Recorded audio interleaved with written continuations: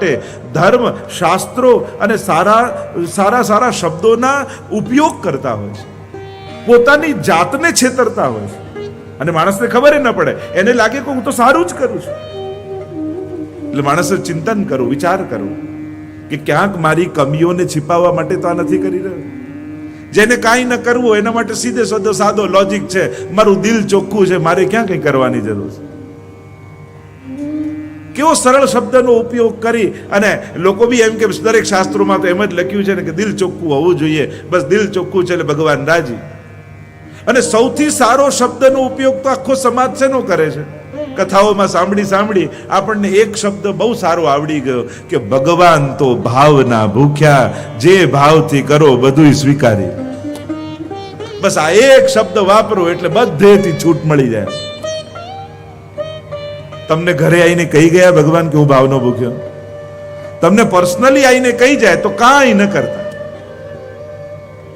અને જો તમને પર્સનલી નથી કહી ગયા તો શાસ્ત્રોની બધી આજ્ઞાઓને પાળવી. આમ કહીને આપણે ક્યાંક સમાજને છેતરી રહ્યા છે. Respect the process. ધર્મમાં વિધાનોનો આદર કરતા શીખો, પ્રક્રિયાઓને રિસ્પેક્ટ કરો. જે શાસ્ત્રોએ આખી પ્રક્રિયા આપી છે, જો આપણે કોઈ પરમ વૈષ્ણવ થઈ જઈએ પછી કંઈ કરવાની જરૂર નથી. આપણે વૈષ્ણવ થઈ નથી ગયા, આપણે વૈષ્ણવ થવાની પ્રોસેસમાં છે. આપણે ભગવદીય થઈ નથી ગયા, આપણે ભગવદીય થવાની પ્રક્રિયામાં છે. આપણે ઉત્તમ થઈ નથી ગયા. હા, જે ઉત્તમ ભગવદીય હોય એને કાંઈ સાધન કરવાની જરૂર નથી. પણ હજી તમને એમ લાગે કે ના, હજી પાપના વિચારો મનમાં છે, હજી જેવો ભાવ જાગવો જોઈએ એવો ભાવ જાગ્યો નથી, હજી કણકણમાં ઈશ્વરના દર્શન થતા નથી, હજી ઠાકોરજીને છોડીને મન બધે ભટકે છે, તો પછી પોતાની જાતને આવા સારા શબ્દોથી છેતરતા નહીં. આ ક્યાંક પોતાને છેતરવાની પ્રક્રિયા છે કે પ્રભુ ભાવના ભૂખ્યા એટલે જે કરો એ ચાલી જાય. ના, પ્રક્રિયાઓનો આદર કરો, વિધાનોનો આદર કરો, શાસ્ત્રોએ જે મર્યાદાઓ આપી છે એનો રિસ્પેક્ટ કરો. હા, રસ્તામાં જતા હોય તો રેડ લાઈટ થાય તો કોઈને ઊભા રહેવું ન ગમે, પણ એ કોઈને રોકવા માટે નથી, પણ કોઈ જઈ શકે એના માટે છે. કારમાં એક્સિલેટર હોવું જોઈએ ને લોકોને ગમે એક્સિલેટર દબાવીને ફાસ્ટ ચલાવવાનું, પણ એમાં જો બ્રેક ન હોય તો એ જ એક્સિલેટર મૃત્યુનું કારણ બની જાય. ક્યાંક બ્રેક પણ જરૂરી છે. એમ વિધેયાત્મક ધર્મ અને નિષેધાત્મક ધર્મ આ બંનેનો વિચાર હોવો જોઈએ.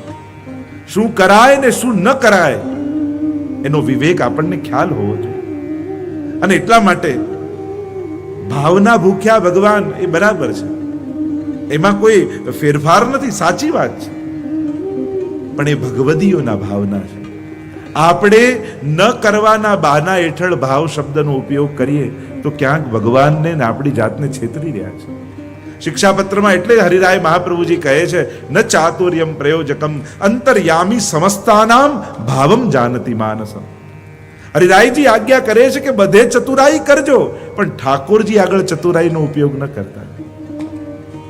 મને એ જ જોઈને હસવું હજારો વાર આવે છે, ભગવાન તારા બનાવેલા આ તને બનાવે છે. આપણે પ્રભુને બનાવવા નીકળ્યા છે, પ્રભુ આગળ ચતુરાઈ ન કરતા. ત્યાં તો નિર્દોષ ભાવથી રહે. તો જે મૂળ વાત કરી રહ્યો છું, ઘણીવાર આપણી કમીઓને આપણે આવા સારા શબ્દોના પ્રયોગ કરીને ઢાંકવાની કોશિશ કરીએ. જેને કાંઈ ન કરવું હોય ને શું કે આપણે તો બધાને માનીએ, એ સમજી લેવું કે આ કોઈ મંદિરે જતો નથી. એમ ના કે હું ક્યાંય નથી જતો, એ સારા શબ્દોનો પ્રયોગ શું કરે, આપણે તો બધાને માનીએ, એ સમજી લેવું કે આ કંઈ કરતો નથી. ઘણીવાર મનુષ્ય આવા સારા શબ્દોના પ્રયોગ કરી પોતાની કમીઓને छिपाવે છે. અર્જુનને પણ એમ જ થયું. મનમાં જાગ્યો છે મોહ, પણ બુદ્ધિમાન વ્યક્તિ પોતાની ભૂલ સ્વીકાર ન કરે, એટલે સુંદર તર્કો, લોજિકો અને અનેક તર્ક વિતર્કો આપવા લાગ્યા. અરે આમ થઈ જશે, સમાજમાં અધર્મ ફેલાઈ જશે. ના, એના કરતા યુદ્ધ ન લડવું જ સારું. આમ સ્વજનોને મારીને રાજ્ય ભોગવીને કરવું શું? અને આમ વિચાર કરી અર્જુન 32મા શ્લોકમાં કહે છે, ન કાંક્ષે વિજયમ કૃષ્ણ ન ચ રાજ્યમ સુખાનિ ચ કિમ નો રાજ્યેન ગોવિંદ કિમ ભોગે જીવિતેન વા. એક સાથ બધા જ બોલે. ન કાંક્ષે વિજયમ કૃષ્ણ ન ચ રાજ્યમ સુખાનિ ચ કિમ નો રાજ્યેન ગોવિંદ કિમ ભોગૈ જીવિતેન વા. ન કાંક્ષે વિજયમ. હે કૃષ્ણ, મારે વિજય નથી જોઈતો, મારે સુખ નથી જોઈતું, મારે રાજ્ય નથી જોઈતું. આમ સ્વજનોને મારી આ બધું ભોગવીને પણ હું સુખી નહીં થઈ શકું. મારા મનમાં પ્રસન્નતા નહીં પ્રગટે, કારણ કે સ્વજનોને ગુમાવીને આ બધું મેળવીને કરીશ શું? ભગવાન શાંતિથી સાંભળી રહ્યા છે. ભગવાન વિચાર કરે છે. જુઓ તો ખરા, જ્યારે યુદ્ધના મેદાનમાં આવવાની વાત હતી ત્યારે ધર્મ અધર્મ એની ચર્ચા થઈ રહી હતી કે ધર્મ કયો છે, અધર્મ શું છે, ધર્મને જીતાડવો છે, ધર્મની સ્થાપના કરવી છે. અને જ્યારે આવા મહાન ઉદ્દેશ્યને ભૂલી અર્જુન હું જીતીશ અને હું હારીશ, મારા સ્વજનો મરશે, મારા સંબંધીઓ મરશે, મારા સ્નેહીજનો, એનું લક્ષ્ય કેટલું નબળું થઈ ગયું છે. અને જ્યારે માણસ નબળું વિચાર કરવા લાગે ને ત્યારે ભગવાન પણ પોતાનો હાથ ખેંચી લેતો હોય છે. જ્યારે તમે ઉત્તમ વિચાર સાથે જીવતા હો, નિશાન ચૂક માફ, નતાક નીચું નિશાન. પુરુષાર્થ એ રીતે કરો પણ લક્ષ્ય ઊંચા રાખો. કદાચ ન નિશાન લાગે તો વાંધો નહીં, પણ જીવનમાં નબળા નિશાન ન ગોતો. અર્જુનનું લક્ષ્ય નબળું થયું. અને જ્યારે માણસના લક્ષ્ય નબળા હોય છે ને ત્યારે ભગવાન પણ સાથ નથી આપતું. એક વ્યક્તિએ વિચાર કર્યો કે હું સંન્યાસ લઈને હવે વનમાં જતો રહું. વનમાં ગયો સંન્યાસ લઈને, ને એક દ્રશ્ય જોયું કે વૃક્ષ નીચે બેઠો હતો અને એક સિંહે એક હરણને માર્યું. હરણને માર્યું અને જેટલું ખાવાનું હતું ખાઈને નીકળી ગયો. એટલામાં કેટલાક સસલાઓ સંતાયેલા હતા, શિયાળો સંતાયેલા હતા. અને શિયાળો દોડીને આવ્યા ને જે બચેલું માંસ હતું એ બધા શિયાળો ખાવા લાગ્યા. અરે ત્યારે એ વ્યક્તિને થયું કે જુઓ તો ખરા, સંન્યાસ લઈને ભગવાનના ભરોસે નીકળ્યો છું અને ભગવાનની કરુણા તો જુઓ. જે બળશાળી છે, જે સક્ષમ છે, એને તો ભોજન મળ્યું, પણ જે હરણને મારી નથી શકતા એની પણ ભગવાન વ્યવસ્થા કરી આપે છે. જુઓ ને, સિંહ મારીને ગયો હરણને અને આ શિયાળોના ભોજનની તૈયારી થઈ ગઈ. બચેલું શિયાળોને મળી ગયું ને એમનું પેટ ભરાઈ ગયું. ભગવાન તો બધાનું પેટ ભરે છે, એટલે હવે તો ભગવાનના ભરોસે જીવવું. હવે કોઈ પુરુષાર્થ નથી કરવો અને આ વૃક્ષ નીચે બેઠો, મને તો ભગવાન મારું બધું પૂરું કરશે, એ મને જમાડશે. એક દિવસ ગયો, બીજો દિવસ ગયો, ત્રીજો દિવસ ગયો ને ભૂખો તરસો આ બેઠેલો માણસ વિચાર કરે છે કે ભગવાન આવતો કેમ નથી, મારું પૂરું કેમ નથી કરતો. ભૂખ્યો તરસો નબળો થયો ને આકાશ સામે જોઈને પુકાર કરવા લાગ્યો કે પરમાત્મા, તારા ભરોસે બેઠો છું. આ શિયાળોનું કે જે મારી નથી શકતા એનું તું પૂરું કરે છે, તો મારું કેમ પેટ ભરતો નથી? અને ત્યારે આકાશવાણી થઈ, અરે મૂર્ખ, તારી સામે મેં બે ઉદાહરણ મૂક્યા. પહેલું ઉદાહરણ હતું સિંહનું કે જેણે પુરુષાર્થ કરીને હરણને માર્યો ને પોતાના ભોજનની વ્યવસ્થા કરી. અને બીજું એક નબળું ઉદાહરણ તારી સામે મૂક્યું કે જે બચેલું હતું એ શિયાળોએ ખાધું. બે ઉદાહરણ તારી સામે હતા અને તે નબળું પસંદ કર્યું, એટલા માટે હું તારા પર કૃપા નથી કરી. નહીં તો સિંહને તારે આદર્શ બનાવવો હતો ને, તારા સામર્થ્યથી તારા માટે પૂરું કરવાનું હતું. તે ઉત્તમ ઉદાહરણ ન લીધું, પણ નબળું પસંદ કર્યું. અને જે જીવનમાં નબળું પસંદ કરે છે એની જોડે હું ઊભો નથી રહેતો. ભગવાન પણ એની પાસેથી હાથ ખેંચી લે છે. અને એટલા માટે જીવનમાં નબળા ઉદાહરણોને ન સ્વીકાર. ઘણી વાર લોકોને જોઈએ જ્યારે જ્યારે પસંદ કરે ને ત્યારે નબળું વિચાર કરે. જો ને આટલી ભક્તિ કરીએ તોય અમારા તો કોઈ કામ થતા નથી. જો ને બા આટલી સેવા કરે તોય માંદા રહે છે. પેલા બધા એમના મનોરથો પૂરા થાય, બધી ઈચ્છા પૂરી થાય, અમે તો આટલી સેવા કરીએ તોય આમ ન થાય. એક વસ્તુ યાદ રાખો, ભોળાનો ભગવાન હોય પણ મૂર્ખાનો ભગવાન ના હોય. ક્યાંય તમે શાસ્ત્રોમાં એમ વાંચ્યું કે મૂર્ખાનો ભગવાન હોય? ભોળાનો હોય. જે પુરુષાર્થ પૂરો કરે પણ ભોળા મનનો હોય ને તો ભગવાન બધુંય કરી દે. પણ જે મૂર્ખ બનીને આળસ કરીને બેઠો હોય, ભગવાન એની જોડે ક્યારે બેસતો નથી. એટલે મૂર્ખાનો ભગવાન નથી હોતો, ભોળાનો હોય છે. અને જ્યારે આમ વિચાર કરવા લાગ્યો, ભગવાન જોઈ રહ્યા છે, સાંભળી રહ્યા છે. ગુરુ રૂપે ભગવાન છે, શિષ્યની આ બધી વાતોને સાંભળે છે. કાંઈ જોઈતું નથી. ભગવાન મનમાં વિચાર કરે કે તને અપાવવા માટે બેઠું કોણ છે અહીંયા? આ તારો મોહ છે, આ તારી અજ્ઞાનતા છે કે તને જીતાડવા માટે હું તારી સાથે છું. હું તો ધર્મને જીતાડવા માટે છું. અને આમ જ્યારે અર્જુનના ગાત્રો ઢીલા થવા લાગ્યા, હાથમાંથી ગાંડીવ સરકવા લાગ્યું, આ તો સૌથી મોટું પાપ છે એમ કહીને સંજય જ્યારે કહેવા લાગ્યા, અર્જુનની દશાને વર્ણન કરતા, અને છેલ્લે 47માં શ્લોકમાં સંજય ઉવાચ એવ મુક્ત્વાર્જુન સંખ્યે રથોપસ્થ ઉપાવિશત વિસૃજ્ય સસરમ ચાપમ શોક સંવિઘ્ન માનસ. એક સાથે એવ મુક્ત્વાર્જુન સંખ્યે રથોપસ્થ ઉપાવિશત વિસૃજ્ય સસરમ ચાપમ શોક સંવિઘ્ન માનસ. સંજય કહેવા લાગ્યા, આ રીતે રણભૂમિમાં ઉદ્વિગ્ન મનવાળા અર્જુન પોતાના બાણ અને ધનુષ્યને નીચે મૂકી રથના પાછળના ભાગમાં અર્જુન હતાશ થઈને બેસી ગયા. મારે નથી લડવું, મારે સ્વજનોને નથી મારવા, મારે કોઈ રાજ્ય કે સુખ જોઈતું નથી. આમ સ્વજનોને મારીને હું સુખી નહીં થઈ શકું. આમ હતાશ થઈને બેસેલા અર્જુન. અને અહીંયા પ્રથમ અધ્યાયને આપણે વિરામ તરફ લઈ જઈએ. ઓમ તત્સદિતિ શ્રીમદ ભગવદ્ ગીતાસુ ઉપનિષત્સુ બ્રહ્મ વિદ્યાયામ યોગશાસ્ત્રે શ્રી કૃષ્ણ અર્જુન સંવાદે અર્જુન વિષાદ યોગો નામ પ્રથમોધ્યાયઃ.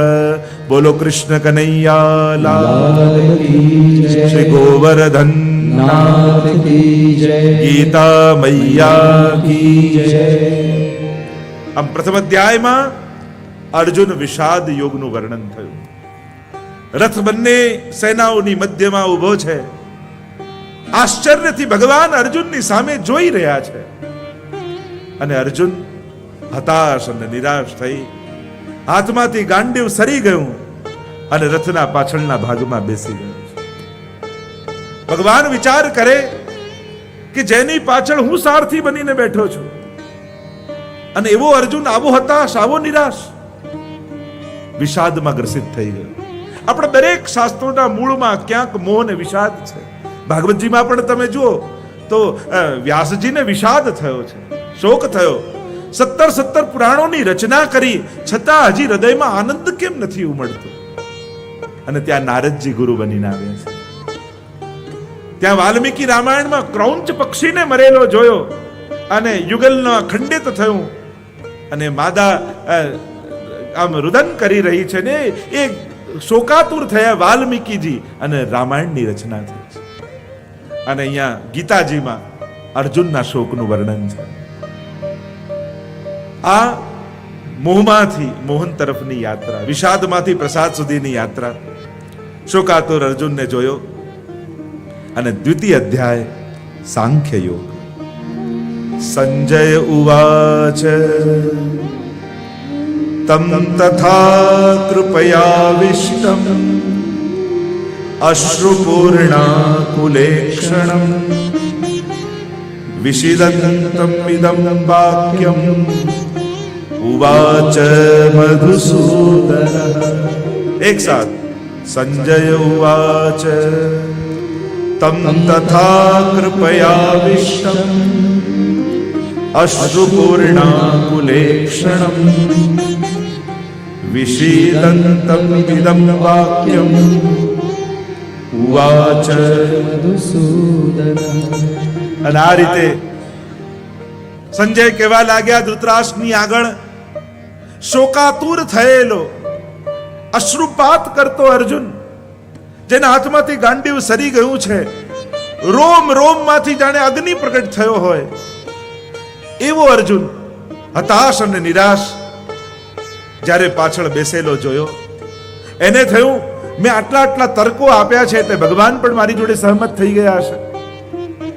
હમણાં પ્રભુ મારી પાસે આવીને કહેશે, હા અર્જુન, મારા માથે ધીમે રહીને હાથ ફેરશે, મને વહાલ કરશે, મને સાંત્વના આપશે અને મારા વાતમાં સહેમત થઈ એ પણ વિચાર કરશે કે આમ સ્વજનોને ન મરાય. પણ અર્જુન હજી કૃષ્ણને ઓળખતો નથી. આ તો કૃષ્ણ છે ને. કૃષ્ણમ વંદે જગદગુરુમ. આ જગતના ગુરુ છે ભગવાન. તો એ રોગને જાણે છે ને જ્ઞાનને પણ જાણે છે. એ જાણે છે કે અર્જુનના મુખમાંથી નીકળતી આ વાણી સમજમાંથી નથી નીકળતી, શોકમાંથી નીકળે છે, વિચારમાંથી નીકળતી નથી, મોહમાંથી નીકળે છે. આ શેને કારણે આ સારી સારી વાતો કરે છે? ભગવાને બધી રીતે સાંભળ્યા અર્જુનને. કારણ કે જેનો જેવો વિચાર હોય ને એને એવા અર્થો થાય. મેં પહેલા જ કહ્યું, ધૃતરાષ્ટ્રને અસર નથી થયું, પણ અર્જુનને અસર થઈ ગઈ. નિકટ છે કૃષ્ણ. સાનિધ્ય પણ બહુ મહત્વનું છે. કોની સાથે છો એ મહત્વનું છે. અર્જુન કૃષ્ણની સાથે છે, એ જગતગુરુની સાથે છે. અને એને થયું કે હમણાં ભગવાન મને સાંત્વના આપતા મારા માથે હાથ ફેરશે, પણ એ તો કલ્પના એ નહોતી કે ભગવાન આવીને એક થપાટ મારશે. ભગવાન કૃષ્ણએ નિકટ આવીને કહ્યું, અરે ક્લૈબ્યમ માસ્મ ગમપાર્થ. અને ત્રીજો શ્લોક બોલતા ભગવાન અર્જુનને જાણે થપાટ મારતા હોય, એને વળતા હોય, એને ડાંટતા હોય, એ રીતે ભગવાને અર્જુનને કહ્યું, ક્લૈબ્યમાસ્મ ગમપાર્થ નૈત્વયુપપદ્યતે ક્ષુદ્રમ હૃદય દૌર્બલ્યમ ત્યક્તોત્તિષ્ઠ પરંતપ. ક્લૈબ્યમાસ્મ ગમપાર્થ. આમ નપુષકની જેમ વાત ન કરીશ. આ યુદ્ધના મેદાનમાં આ બધું યાદ કરવા તો અહીંયા આવ્યો છું. કલ્પના એ નહોતી કે ભગવાન આ રીતે પ્રતિસાદ આપશે. આ તો ગુરુ છે, જગત ગુરુ છે, જાણે છે રોગ શું છે ને એની દવા શું છે. અર્જુનના લોહીમાં ક્ષત્રિયનું લોહી છે. લડવું એના સ્વભાવમાં છે અને પોતાની પ્રકૃતિથી વિરોધનો વિચાર કરી રહ્યો છે. એને શાંતિ ક્યાં મળવાની? અર્જુનને એમ થાય કે હું યુદ્ધ નહીં લડું, અને કદાચ અર્જુને યુદ્ધ ન લડ્યું હોત અને મહેલમાં જઈને બેસી ગયો હોત તો શું એને શાંતિ મળત? ક્યારેય નહીં. યુદ્ધમાંથી ભાગવું એના સ્વભાવમાં નથી, એના લોહીમાં નથી. અને એટલા માટે યુદ્ધ લડ્યા વગર જતો રહ્યો હોત તો અત્યારે જેટલો ઉદ્વેગમાં છે એના કરતા વધારે ઉદ્વેગમાં હોત. ભગવાન અર્જુનને ઓળખે છે, એને જાણે છે કે એના સ્વભાવથી વિરુદ્ધની વાત કરી રહ્યો છે. અને એક વસ્તુ નિશ્ચિત છે, સ્વભાવથી વિરુદ્ધનું જે પણ કાર્ય કર્યો ને એનાથી શાંતિ ન પ્રગટે. ભગવાન કહે છે, હવે દુર્બળતાની વાત કરે છે. ઉભો થા, યુદ્ધ માટે તૈયાર થા. તક્તોત્તિષ્ઠ પરંતપ. જાગ્રત થા. ઉત્તિષ્ઠત જાગ્રત પ્રાપ્ય વરાન નિબોધત. ઉપનિષદ પણ જે વાત કરે છે, આ ઉપનિષદનો સાર છે ને. સર્વ ઉપનિષદો ગાવો દોગ્ધા ગોપાલ નંદન.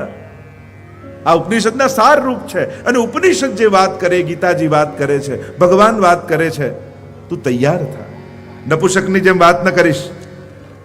અર્જુન કહેવા લાગ્યો, અર્જુન ઉવાચ કથમ ભીષ્મમહં સંખ્યે દ્રોણમ ચ મધુસૂદન ઈશુભિઃ પ્રતિયોત્સ્યામ પૂજાર્હ હરિસૂદન. અરે આ ભીષ્મ પિતામહ, આ દ્રોણ, અરે હરિસૂદન, આ બંને તો મારા વડીલ છે, પૂજનીય છે. એમની સાથે કેમ કરીને લડું? આ તો આદરણીય છે. અનેક અનેક પ્રકારના તર્કો અર્જુન હજી પણ આપી રહ્યો છે. ભગવાન નારાજ થઈને કહે છે, તક્તોત્તિષ્ઠ પરંતપ. ઉભો થઈને લડ. આમ શું બેસી ગયો છે કારની જેમ? તું તો યોદ્ધા છો. તું તો લડવા માટે જ પ્રશિક્ષિત થયેલો છે. હવે કોઈ સેનામાં ભરતી થયો હોય ને પછી બોર્ડર પર જઈને કહે કે ના ના, મારે મારવા નથી, મારે લડવું નથી, તો એને ક્યારેય સેનામાં ભરતી જ ન થવું જોઈએ. એને તો સંન્યાસી થઈને માળા ફેરવવા બેસી જવું જોઈએ. પણ જો સેનામાં આવ્યો છે, જવાબદારી લીધી છે, તો પછી નિભાવતા શીખવું જોઈએ. અર્જુન અનેક પ્રકારથી મોહગ્રસ્ત થયો છે. સ્વજનોને જોઈને પોતાનું જ્ઞાન ભૂલાયું છે, અજ્ઞાનથી ગ્રસ્ત થયો છે અને બીજું કાંઈ ન સૂજ્યું. ભગવાનને ઉત્તર આપવા માટે કોઈ તર્ક બીજો ખ્યાલ ના આવ્યો. એટલે બે હાથ જોડી અને ભગવાનના ચરણોમાં અર્જુન બેસી ગયો. અને 7મા શ્લોકમાં અર્જુન બોલ્યા, કાર્પણ્ય દોષો પહત સ્વભાવ પૃચ્છામિ ત્વામ ધર્મ સમૂઢ ચેતા યશ્રેયસ્યાનિશ્ચિતં બ્રૂહિ તન્મે શિષ્યસ્તેહં શાધિમાં ત્વામ પ્રપન્નમ.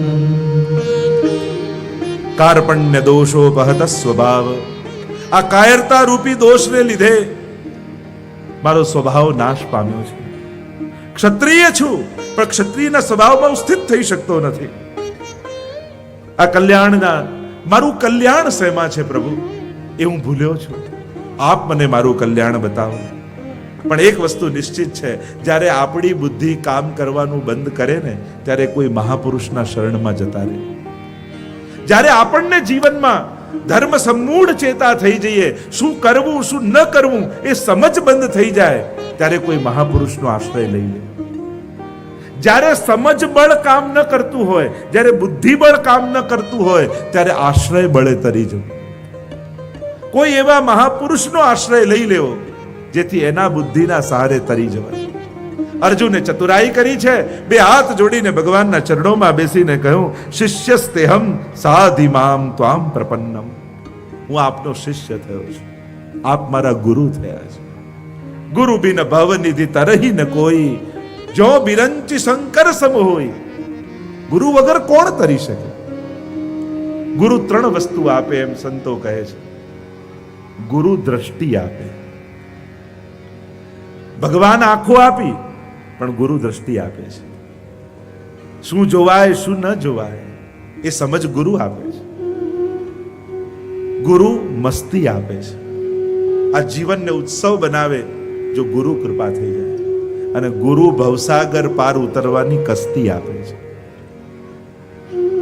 આપણે ત્યાં શ્રી ગુસાઈજી પ્રભુચરણની પરીક્ષા કરવા આવેલા ચિત સ્વામી ચિતુ ચોબે, મથુરાના ઉદંડી બ્રાહ્મણ, જે સંતો મહાત્માઓ આવે એની પરીક્ષા કરવા જાય, એની મજાક કરે. સમાચાર મળ્યા કે ગોકુલમાં કોઈ મહાત્મા, કોઈ આચાર્ય પધાર્યા છે અને ગોકુલમાં નિવાસ કરે છે. લોકો એમને વિઠ્ઠલનાથજી ગુસાઈજી કહે છે. ચિતુ ચોબે કહ્યું, લાવો પરીક્ષા કરીએ. 4 મિત્રોને ભેગા કર્યા, ખોટો નારિયેળ લીધો, ખોટો રૂપિયો લીધો. કહ્યું કે લાવો, કે સાંભળ્યું તો એવું છે કે એવા ચમત્કારી છે કે એકવાર કોઈ એમની શરણે જાય તો એમનો જ થઈ જાય છે. એમની સન્મુખ થતા એ એવો કંઈક ટોટકો કરે છે કે એના સિવાય બીજું કંઈ એને દેખાતું જ નથી. લાવો પરીક્ષા કરીએ. ખોટો નારિયેળ ને ખોટો રૂપિયો લઈને ગયા. ગુસાઈજી ગાદી તકિયા પર બિરાજ્યા છે. રાજભોગ પશ્ચાત વૈષ્ણવ આસપાસ બેઠા છે. અને ચિતુ ચોબે બધા મિત્રોને કહ્યું કે તમે બધા ના આવશો, હું પરીક્ષા કરવા જાઉં છું. લાવ ખોટો નારિયેળ ને ખોટો રૂપિયો મને આપો. લઈને દરવાજે ઉભા રહ્યા અને એટલામાં ગુસાઈજીની દ્રષ્ટિ પડીને ગુસાઈજી બોલ્યા, આવો ચિત સ્વામી, ભીતર આવો. અને ચિતુ ચોબે તો ગભરાઈ ગયા. અરે, આમને મારું નામ ક્યાંથી ખબર પડી? અને જેને મારું નામ ખબર પડી ગઈ એને મારા કામે ખબર પડ્યા હશે, મારા કામની ખબર હશે. ગભરાયા. ગુસાઈજી બોલાવે એટલે ગભરાતા ગભરાતા ખોટો નારિયેળ રૂપિયો ને ખોટો રૂપિયો લઈને ગયા. ગુસાઈજી કહું, લાવો અમારી ભેટ લાવો. અને જ્યાં ખોટો નારિયેળ આપ્યું, ગુસાઈજી હાથમાં લઈને જ્યાં ફોડ્યો ત્યાં જળની ધારા વહેવા લાગી. અને ચિત સ્વામીને થઈ ગયું કે આજે ખોટાને સાચો કરનારો ગુરુ મને મળી ગયો. ભાઈ અબ ગિરધર સો પહેચાન, કપટ રૂપ ધર છલવે આયો, પુરુષોત્તમ નહીં જાન. મને મારો સાચો ગુરુ મળી ગયો. હું તો પરીક્ષા કરવા આવ્યો હતો, પણ આ તો પોતે એવા પારસમણી છે કે જે લોઢાને સ્પર્શ કરીને સોનું બનાવી. જો બીજે બધે તો ગુરુ ગોવિંદ દો ખડે કાકો લાગુ પાય એ ચિંતા હોય, પણ પુષ્ટિ માર્ગમાં તો એહી તેહી તેહી એહી કછું ન સંદેહ. અહીંયા તો જ્યારે જ્યારે શ્રીનાથજીને જોઈએ તો એમના મુખારવિંદમાં વલ્લભના દર્શન થાય, અને જ્યારે જ્યારે વલ્લભને જોઈએ તો જાકે રોમ રોમ પ્રતિ પ્રકટિત કોટી ગોવર્ધન રાય, એમના રૂવાડે રૂવાડે કરોડો ગોવર્ધનનાથના દર્શન થાય. અહીંયા તો ભેદ છે જ નહીં. અહીંયા તો યહી તેહી તેહી એહી કછું ન સંદેહ, જે ગોપાલ હુતે ગોકુલ में તે અબાન બસે નિજ ગેહ. જો ગુસાઈજીનો ઉત્સવ આવી રહ્યો છે 20 તારીખ, આપણે બધા કેવા ભાગ્યશાળી છે કે આપણા આ પરમ ગુરુ શ્રી ગુસાઈજીનો ઉત્સવ આ ગીતા જ્ઞાન યજ્ઞની મધ્યમાં આવી રહ્યો છે, કે જેને રાગ ભોગ અને શૃંગારનો આ સુંદર માર્ગ આપણને આપી અને આપણને એક સંસારી જીવને પણ સાક્ષાત નિત્ય લીલાનું સુખ એના ઘરે આપી દીધું. આવી કૃપા કરી. અન્ય જગ્યાએ તો જીવને ભગવાનના ધામમાં લઈ જાય, અન્ય માર્ગોમાં તો એમ કહેવામાં કે અમે ભક્તને ભગવાન સુધી લઈ જઈએ, પણ પુષ્ટિ માર્ગ તો એવો છે, અહીંયા ભક્તને ભગવાન સુધી નથી લઈ જતા, પણ અહીંયા તો ભગવાનને ગોદમાં પધરાવી અને ગુરુદેવ આપણા ઘરને વૈકુંઠ બનાવી દે, આપણા ઘરને બ્રજ બનાવી દે છે. એવી કૃપા કરી. શિષ્ય બન્યા છે, બે હાથ જોડીને અર્જુન ચરણોમાં પડ્યા, કારણ કે અજ્ઞાન તિમિરાંધસ્ય જ્ઞાનાંજન શલાકયા ચક્ષુરુન્મિલિતમ યેન તસ્મૈ શ્રી ગુરવે નમઃ. આ ગુરુ જે દ્રષ્ટિ આપે, એટલે ભગવાન તરીકે વંદન ન કર્યા, કારણ કે ભગવાન તો આંખો આપે છે, દ્રષ્ટિ તો ગુરુ આપે છે. શિષ્ય બન્યા છે, ભક્ત ન બન્યા. શિષ્યસ્તેહમ સાધિમામ ત્વામ પ્રપન્નમ, હું આપનો શિષ્ય થયો છું. અને શિષ્ય થયા એટલે હવે ગુરુ રૂપે ઠાકોરજી કૃપા કરશે. પુષ્ટિ માર્ગમાં જ્યારે મહાપ્રભુજીએ ચિંતા કરી કે હજારો દોષોથી ભરેલા જીવનો ભગવાન સ્વીકાર કઈ રીતે કરે, અનંત દોષોથી ભરેલો છે આ જીવ, અને ત્યારે શ્રાવણ શ્યામલે પક્ષે એકાદશ્યામ મહાનિશી, સાક્ષાત પવિત્ર એકાદશીની રાત્રિએ પ્રભુ પોતે પ્રગટ થયા અને 4 વચન મહાપ્રભુજીને આપ્યા. પહેલું વચન આપ્યું, આપના દ્વારા જે જીવને બ્રહ્મ સંબંધ કરાવશો એનો ચોક્કસ હું સ્વીકાર કરીશ. બીજું વચન આપ્યું, એકવાર જેને સ્વીકારીશ એનો ક્યારે ત્યાગ નહીં કરું. ત્રીજું વચન આપ્યું, આપની કાનીથી જે ભોગ ધરશે એને હું ચોક્કસ આરોગીશ. અને ચોથું વચન આપ્યું કે આપ જેના માથે પુષ્ટાવીને પધરાવી દેશો ત્યાં સદાય હું પ્રગટ સ્વરૂપે બિરાજમાન. આ 4 વચને આપણા ગુરુ સાથે શ્રીનાથજી બંધાયેલા છે, અને આજે પણ શ્રીનાથજી બાબા એ વચન નિભાવી રહ્યા છે જે મહાપ્રભુજીને વચન આપ્યું છે. અને એટલા માટે સેવા કરતેર ગુરુ રાજ્ઞા, પ્રભુ કરતા પણ વલ્લભને આપણે મહાપ્રભુ કહીએ છીએ, કારણ જે પ્રભુને આપવા પણ સમર્થ છે એ જ મહાપ્રભુ થઈ શકે છે. અદેય દાન દક્ષશ્ચ મહોદાર ચરિત્રવાન. શ્રીનાથજી પ્રભુ છે, પણ શ્રી વલ્લભ મહાપ્રભુ છે, કારણ કે શ્રીજીને આપવા જે સમર્થ છે એ જ મહાપ્રભુ થઈ શકે. ગુરુ આજ્ઞા મેં નિષદિન રહીએ શિષ્યસ્તેહમ. પ્રભુ હવે આપ જે આજ્ઞા કરશો એ રીતે હું આગળ ચાલીશ. गुरु आज्ञा में निष्दिन रहिए, गुरु आज्ञा में निष्दिन रहिए, जो गुरु चाहे सोई सोई करिए, जो गुरु चाहे सोई सोई करिए, गुरु आज्ञा में निष्दिन रहिए. ગુરુ આજ્ઞા મેં નિષદિન રહીએ. જે તમને આજ્ઞા મળી, તું માળા ફેરવ, તું ફૂલઘરની સેવા કર, તું ભંડારની સેવા કર, તું ઠાકોરજીને લાલ લડાવ, તું પાઠ કર. જે આજ્ઞા મળી એ આજ્ઞાને સર્વોચ્ચ માની જો ભક્ત નિષ્ઠાથી લાગી જાય ને તો ઠાકોરજી એને એમાં જ અનુભવ કરાવે. સેવા કરતેર ગુરુ આજ્ઞા. આપણે એમ માનીએ છીએ કે આ આજ્ઞા લઈને સેવા કરવી. હું તો એમ કહું છું, જે આજ્ઞા મળી એને જ સેવા માનીને કરવી. જો કંઠી તો બજારમાં 20 રૂપિયા કોડી મળે, ઠાકોરજીના સ્વરૂપ બજારમાં વેચાતા મળે, પણ કંઠી ગુરુના હાથે મળે તો કાર્ય કરે. એ જ પ્રભુ ગુરુ પુષ્ટાવીને પધરાવે ત્યારે સાક્ષાત અંગીકાર કરે. બાકી મંત્રો તો ચોપડીઓમાં લખ્યા હોય છે, એ વાંચીને સીધા કરવા નથી લાગતા, પણ ગુરુ મુખે જ્યારે મંત્ર શ્રવણ કરીએ છીએ ત્યારે ગુરુ એ મંત્રને આપણા હૃદયમાં વાવી દેતો હોય છે. તો એક જગ્યાએ એક ફેક્ટરી હતી અને ફેક્ટરીમાં મશીન બગડ્યું અને મશીન બગડ્યું એટલે પ્રોડક્શન બંધ થઈ ગયું. એટલે માલિક હતો, એને કહ્યું કે ગામમાં કોઈ એન્જિનિયર હોય એને ગોતીને લાવ. તો કે ગામમાં એક એન્જિનિયર છે, એને કહ્યું કે તું મશીન ઠીક કરવા આવીશ? કે હા આવું તો ખરા, પણ 1000 રૂપિયા લઈશ. તો કે ઠીક છે, ચલ 1000 તો 1000, પણ ઠીક તો કર. અને પેલો એન્જિનિયર આવ્યો એક હથોડી લઈને અને મશીન ઉપર એક જગ્યાએ હથોડી મારી એટલે મશીન ચાલવા લાગ્યું. પાછું પ્રોડક્શન શરૂ થઈ ગયું. અને રૂપિયા આપવાની વાત આવી ત્યારે માલિકે કહ્યું કે તે ઠીક કર્યું એ તો બધું બરાબર, પણ એક હથોડી મારવાના 1000 રૂપિયા બહુ વધારે કહેવાય. ત્યારે પેલા એન્જિનિયરે કહ્યું કે હથોડી મારવાના તો 100 જ રૂપિયા છે, પણ ક્યાં મારવી એના 900 રૂપિયા છે. એ મંત્રો તો ચોપડીમાં હોય, પણ ક્યાં મારવો એ ગુરુ જાણે છે.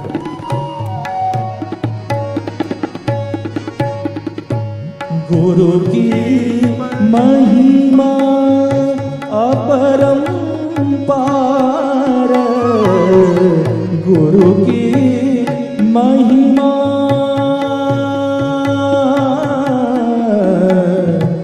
गुरु की महिमा अपरंपार,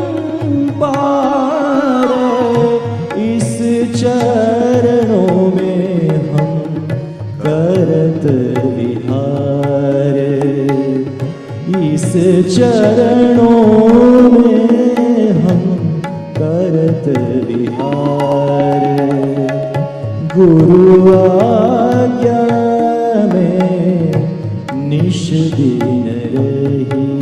શિષ્યસ્તેહમ સાધિમામ ત્વામ પ્રપન્નમ. હે પ્રભુ, મારી સમજ બંધ થઈ છે, શું કરવું શું ન કરવું દિગ્મૂઢ થયો છું. આપના શરણે આવ્યો છે. સાધિમામ ત્વામ પ્રપન્નમ. પ્રભુ આપના શરણે છું. અને જ્યારે અર્જુન ભગવાનના શરણે આવ્યા અને હવે સંજય કહેવા લાગ્યા. સંજય ઉવાચ, 9મો શ્લોક. એવ મુક્ત્વા ઋષિકેશમ ગુડાકેશઃ પરંતપ નયોત્સ્ય ઇતિ ગોવિંદ ઉક્ત્વા તુષ્ટિં બભૂવ. પુનઃ એક સાથે. એવ મુક્ત્વા ઋષિકેશમ ગુડાકેશઃ પરંતપ નયોત્સ્ય ઇતિ ગોવિંદં ઉક્ત્વા તુષ્ટિં બભૂવ. આમ હું યુદ્ધ નહીં કરું એમ કહીને અર્જુન પ્રભુના શરણે બેસી ગયો. ભગવાન જોવા લાગ્યા અર્જુનની સામે, જેના પર ભગવાનને અતિ પ્રીતિ છે. 5 પાંડવોમાં અર્જુન ભગવાનનો અતિ પ્રિય છે અને એટલા માટે 5 પાંડવોમાં અર્જુનની સાથે ભગવાન રહે છે.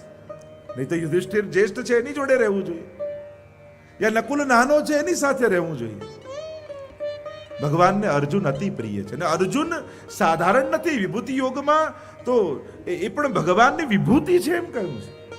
નર નારાયણની પૂજન થાય છે, વંદન થાય છે એમ.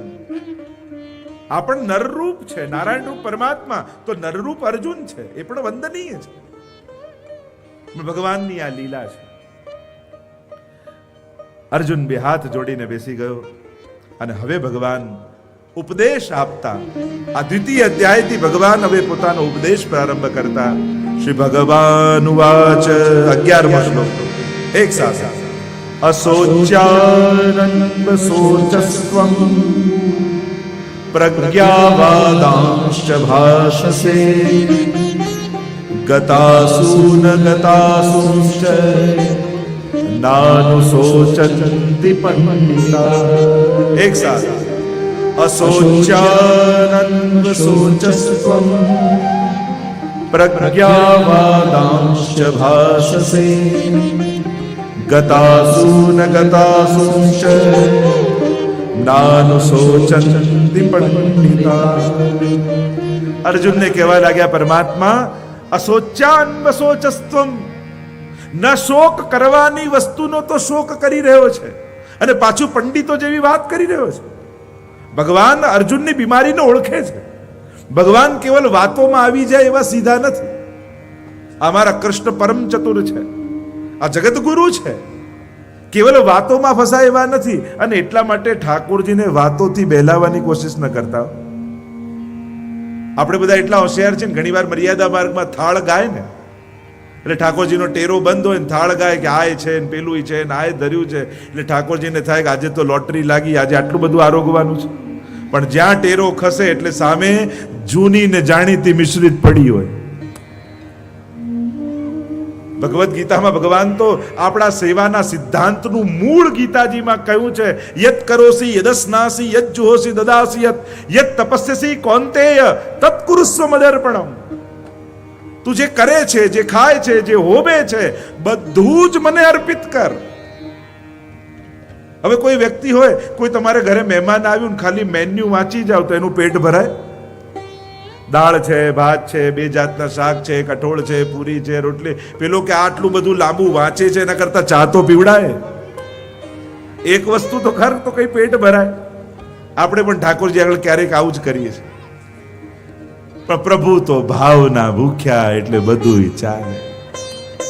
ક્યાંક આપણી ચતુરાઈ નથી. ગીતાજીના મૂળ સિદ્ધાંતોમાં આવો. જો જે તમને કદાચ ગીતાજીના શ્લોકો ના આવડતા હોય, ભાગવતજીના શ્લોકો ના આવડતા હોય, પણ મહાપ્રભુજીના સિદ્ધાંત પ્રમાણે જો 1 કલાક પણ સેવા કરો છો ને તો તમે ગીતાજીને જીવી રહ્યા છો ઘરમાં. તમે ભાગવતજીને જીવી રહ્યા છો. કારણ કે ગીતા અને ભાગવતનો સાર જ આપ્યો છે. ન શોક કરવાની વસ્તુનો શોક તું કરે છે ને પાછા પંડિતો જેવી વાત કરે છે, વિદ્વાનો જેવા વચનો બોલે છે. ન શોક કરવાની વસ્તુ કઈ? એક વસ્તુ યાદ રાખો, જે જવાની વસ્તુ છે, જે નાશવંત વસ્તુ છે, એ શાશ્વત બની રહે તમારા જીવનમાં, એવી આશા રાખશો તો દુઃખ સિવાય બીજું કાંઈ નહીં આવે. અર્જુન તું એમ માને છે કે આ બધાને તું નહીં મારે તો અમર થઈ જશે? આ મરવાના નથી. જાત સહી ધ્રુવો મૃત્યુ. આગળ ભગવાન કહે છે આ બધા મરવાના જ છે. તું નહીં મારે તોય મરવાના છે. અને તું એમ માને કે તું નહીં મારે તો આ બધા બચી જશે. અર્જુન તારા જેવા બીજા 100 અર્જુન ઊભા કરી શકું એમ છે. આ તો સૌભાગ્યમાન કે મેં તને ધર્મની રક્ષા માટે પસંદ કર્યો છે. આપણા હાથે કોઈ સત્કર્મ થાય ને તો અહંકાર નહીં કરવું કે મેં સત્કર્મ કર્યો, પ્રભુનો આભાર માનવો કે પ્રભુ તે આ સત્કર્મ માટે મને પસંદ કર્યો, એ તારો ખૂબ ખૂબ આભાર છે મારા ઉપર. આ તારો ઉપકાર છે. પ્રભુ તો કોઈની પાસે પણ કરાવી શકે, પણ પ્રભુ તે માળા ફેરવવા માટે મારા હાથને પસંદ કર્યા તો તારો આભાર. તે આ સેવામાં દોડવા માટે મને કાર્યકર્તા બનાવ્યો અને મારા પગનો ઉપયોગ કર્યો, તારો આભાર. તે આયોજન માટે મારા ખિસ્સામાં હાથ નાખ્યો, તારો આભાર. સાચો ઉપકારી તો પરમાત્મા જ છે. આપણી તકલીફ શું છે? કોઈ આપણને ટીવી આપે ને તો 10 વાર થેન્ક યુ કહીએ, પણ જેણે આંખ આપી એનો ક્યારે આભાર નથી માનતા. કોઈ આપણને ગાડી આપે તો એને 10 વાર થેન્ક યુ કહીએ, પણ જેણે હાથ પગ આપ્યા એનો ક્યારે ઉપકાર નથી માનતા. કોઈ થોડા ધન ઘર વૈભવ આપે તો એનો ખૂબ આભાર આપણે માનીએ, પણ જેણે માનવ દેહ આપણને આપ્યો એનો ક્યારે આભાર નથી માનતા. હું તો એમ માનું, મંગળાના દર્શન છે ને એ આશીર્વાદ લેવાનો સમય, અને શયનના દર્શન છે ને એ આભાર માનવાનો સમય. સવારે જ્યારે મંગળાના દર્શન કરવા ઠાકોરજીની સન્મુખ ઉભા રહો ને ત્યારે પ્રભુ પાસે આશીર્વાદ માંગજો કે પ્રભુ એવા આશીર્વાદ આપો કે તું રાજી થાય ને એ રીતે આખો દિવસ પસાર કરો. તારા માટે દોડું, તું પ્રસન્ન થાય એ રીતે આખો દિવસ પસાર કરો. અને જ્યારે શયનના દર્શન કરવા આવો ત્યારે ઠાકોરજીનો આભાર માનો કે પ્રભુ તારો ખૂબ આભાર છે, કારણ કે આજે આખા દિવસમાં એવું કાંઈ ન કર્યું કે જેથી તું નારાજ થઈ જાય. આજે તું પ્રસન્ન થાય એ રીતે મેં આખો દિવસ પસાર કર્યો છે. શયનના દર્શનમાં પ્રભુનો આભાર માનો. સાચો ઉપકારી તો એ જ છે. દુનિયાના માણસો થોડી મદદ કરશે અને આખી જિંદગી યાદ અપાવશે, અને ભગવાન આખી જિંદગી મદદ કરશે પણ ક્યારે યાદ નહીં અપાવે કે મેં તને મદદ કરી. આ ફરક ભગવાન અને જીવમાં છે. દુનિયાનો માણસ વારે ઘડી યાદ આપણે સેટ કરી દીધા, મેં આનું ગોઠવી દીધું હો, પણ તારું કોણે ગોઠવી દીધું એ તો ભૂલી જ જાય છે. તને કોણે સેટ કરી દો એ તો ભૂલી જ જાય છે. અને એટલા માટે ભક્તે સદાય ભગવાનના ઉપકાર માન્યા. અમારા કુંતાજી જુઓ ને, કુંતાજી જ્યારે બધું જ ગોઠવાઈ ગયું જીવનમાં, દરેક પ્રકારના સુખ આવી ગયા અને રાજ્ય પાંડવોને મળ્યું અને ભગવાનની પાસે આવીને ભગવાનના ઉપકારોને યાદ કરે છે. પ્રભુ ક્યાં ક્યાંથી આપે અમારી રક્ષા કરી છે. બીજા કોઈ ગ્રંથો ન વાંચો, પણ પોતાના જીવનના ભૂતકાળને તો વાંચો. પોતાના જ જીવનને યાદ કરો. કેવા કેવા સંજોગોને, કેવા કેવા સમય જીવનમાં આવેલા. ઘણી વાર તો એમ થયું કે હવે તો ગયા, હવે તો ફસાઈ ગયા, હવે તો બધું ખતમ. અને એવી ઘડીએ પણ ભગવાન કોઈ ને કોઈ રૂપે આવીને આપણને ઉગારીને ગયા. કેવા કેવા દુઃખો જીવનમાં આવ્યા અને ભગવાને બધેથી આપણને પાર કર્યા. તો આજ સુધી જે આપણને બચાવતો આવ્યો એ આગળ આપણી રક્ષા નહીં કરે? કેમ માણસને ભરોસો નથી આવતો? આ સંસાર વારે ઘડીએ આપણો ભરોસો તોડે, છતાંય સંસાર પરથી ભરોસો ઉઠતો નથી. અને ભગવાન પ્રતિપલ આપણા ભરોસાને રાખે, છતાંય ભગવાન પર ભરોસો બેસતો નથી માણસ. કુંતાજી યાદ કરે છે, એ લાક્ષાગૃહથી આપે બચાવ્યા, એ વનવાસ સમય આપે અમને બચાવ્યા, એ દ્રૌપદીના ચીર ખેંચાતા હતા. એમ કહેવાય ને કે ભગવાન જ્યારે શેરડી છોલતા હતા અને આંગળી કપાઈ, અને આંગળી કપાઈ અને બધા જ કંઈક કપડું ગોતવા ગયા અને દ્રૌપદીએ સાડીનો ચીરો ચીર્યો અને આંગળીમાં બાંધી દીધો. રાતના સમયે રૂક્ષ્મણીજીની બાજુમાં ભગવાન બેઠા છે અને એ કપડામાં એના એક એક તાતણાને ગણી રહ્યા છે. રૂક્ષ્મણીજીએ પૂછ્યું કે આ શું કરો છો? ભગવાન કે તમને નહીં સમજાય. અને જે સમયે દ્યુત ક્રીડામાં દુઃશાસન ખેંચીને લાવ્યો છે દ્રૌપદીને અને એના ચીર ખેંચાઈ રહ્યા છે, અને એ સમયે દ્વારિકાના નાથનો પુકાર કરે છે, હે દ્વારિકાધીશ! અને દ્વારિકાનો નાથ દોડતો આવીને દ્રૌપદીના ચીર પૂરે છે.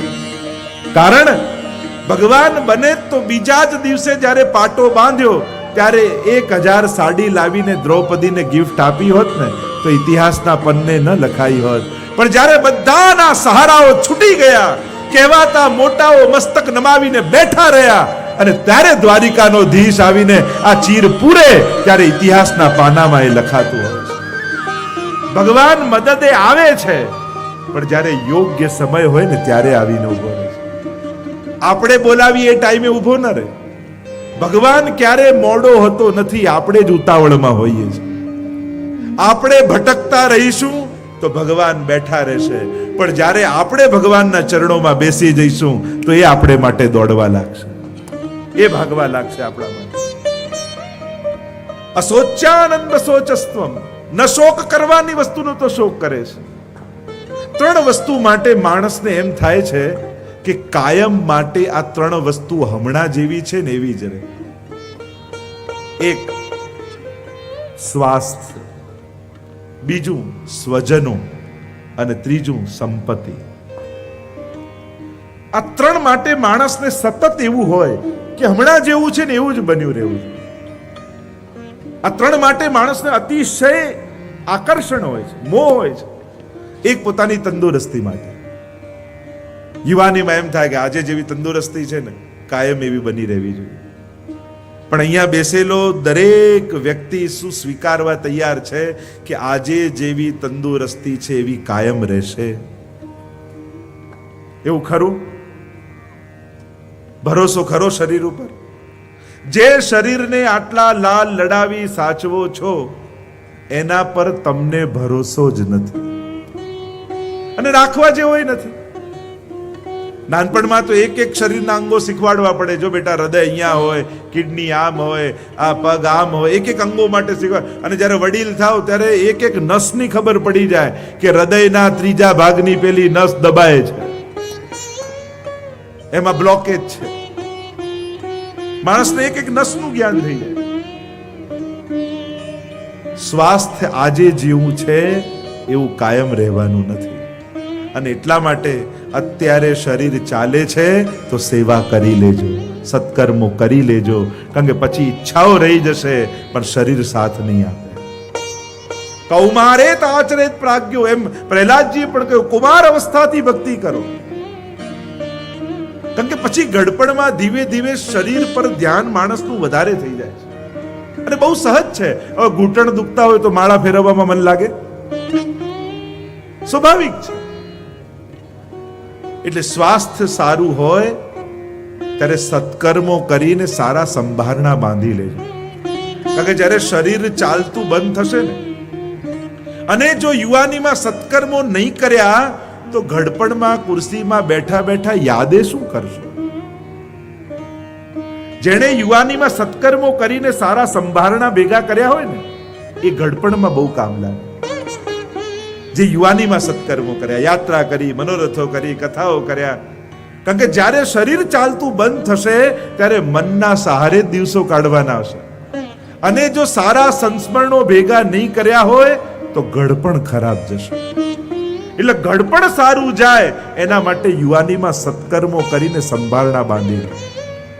ઘણી વાર વૃદ્ધાવસ્થામાં એ લોકો જીવ બાળતા હોય, હવે પહેલા જેવી સેવા થતી નથી, હવે એવું દોડાતું નથી, હવે ચલાતું નથી, હવે નીચે નથી બેસાતું, ખુરશીમાં બેસીને કરો, માળા ફેરવો. જીવ બાળવા કરતા જ્યારે યુવાનીમાં ભક્તિ, સેવા, યાત્રા, મનોરથો કર્યા ને એને ગડપણમાં વાગોળો, એને સ્મરણ કરીને આનંદ મારો, પણ જીવ બાળતા ન રહો. શરીર તો ક્ષરતી તે શરીર, જે નાશવંત છે એ જ શરીર છે. ધીમે ધીમે નાશ તરફ જ જવાનું છે. પણ માણસને કિંમત ત્યારે થાય જ્યારે જવા લાગે ને, આંખે દેખાતું ઓછું થાય ને પછી આંખની કિંમત ખબર પડે. અને ચશ્માને જેટલું સાચવે એટલી જો આંખોને સાચવી હોત ને તો અત્યારે દેખાતું હોત. દાંતના ડબલાને જેટલું સાચવે એટલા દાંતને સાચવ્યા હોત તો આ ડબલા ના ખાવાની જરૂર જ ન પડે. પણ જાય ને પછી માણસને કિંમત થાય. આ માણસનો સ્વભાવ છે. તો સ્વાસ્થ્ય શોક ન કરવાની વસ્તુ છે. અને એને જો તું શોક કરીશ તો દુઃખ સિવાય બીજું કઈ નહીં મળે. શરીરનો સદુપયોગ કરી શકાય, બાકીની અવસ્થા જવાની જ છે. તમે એમ કહો હું કાંઈ નહીં કરું, આ બેઠો, તમે ભલે બેઠા રહેશો પણ બાળકમાંથી યુવાન થશો, યુવાનમાંથી વૃદ્ધ થશો, અને વૃદ્ધ પછી મૃત્યુ તરફ જશો. જીવન તો ચાલતું જ રહે છે. અને એટલા માટે આ જીવનમાં પ્રગતિ સાધવામાં એટલા આંધળા ન થઈ જતા કે સદગતિ સાધવાનું ભૂલી જાઓ. ગતિશીલ જીવન છે. આટલા શબ્દો આચાર્યો આપ્યા: સદગતિ, અધોગતિ, પ્રગતિ. ઘણીવાર પ્રગતિ સાધવામાં માણસ સદગતિને ભૂલી જાય છે. અને એટલા માટે સાવધાન રહેવું. જ્યારે જ્યારે સત્કર્મોના અવસર મળે ત્યારે ઝડપી લેવા. કારણ કે આ જીવન પાછું મળવાનું નથી. શું આ જન્મના કર્મો પરથી આપણને ખાતરી થાય કે આવતા જન્મમાં માણસ થઈશું? કોણ ખાતરી આપે છે? અથવા આ જન્મમાં જે સુખ મળ્યું છે તો તમને ખાતરી કરી કે આ જન્મમાં તમે એવા પુણ્યો કર્યા છે કે આવા સુખ તમે ભોગવી શકો? ક્યાંક ગત જન્મના પુણ્યોને આપણે ભોગવી રહ્યા છે. અને જો આ જન્મમાં બાંધ્યું ન હોય તો શરૂ કરી દેજો. જ્યાંથી પણ સત્કર્મ કરવાના અવસર મળે મેળવી લે. તો આ શરીર ન શોક કરવાની વસ્તુ છે. જો એનો શોક કરશો તો દુઃખ થશે. સ્વાસ્થ્ય, સ્વજનો, માણસને પરિવાર અને કુટુંબમાં ખૂબ આસક્તિ હોય અને બહુ સ્વાભાવિક છે. આસક્તિ થવી બહુ સ્વાભાવિક છે. માણસ સામાજિક પ્રાણી છે. અને આ જગતમાં માણસ જ એક એવો છે જે પોતાના કામ માટે બીજા માણસનો ઉપયોગ કરે છે. દુનિયાના બીજા કોઈ પશુ પંખીઓ પોતાના કામ માટે બીજાને નથી વાપરતા. ક્યારેક એવું સાંભળ્યું કે સિંહે પોતાના કામ માટે 4 શિયાળને નોકરી પર રાખ્યા? ક્યારે થયું? ક્યારે કોઈ તમે એવું સાંભળ્યું કે કોઈ ગાયને ખોટું લાગી ગયું કે વેવાણ લગ્નમાં આવ્યા નતા? ક્યારે કોઈ પશુ પંખીઓને આવા વ્યવહારમાં દુખી થતા જોયા? ના. એક માણસ જ એવો છે જે સમાજના સ્વજનોના આકર્ષણમાં જીવે છે.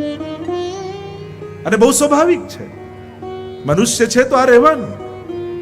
પણ એક વસ્તુ યાદ રાખજો, શું તમને એવી ખાતરી ખરી કે આજે જેટલો સ્વજનોમાં પ્રેમ છે એવો કાયમ માટે રહેવાનો છે?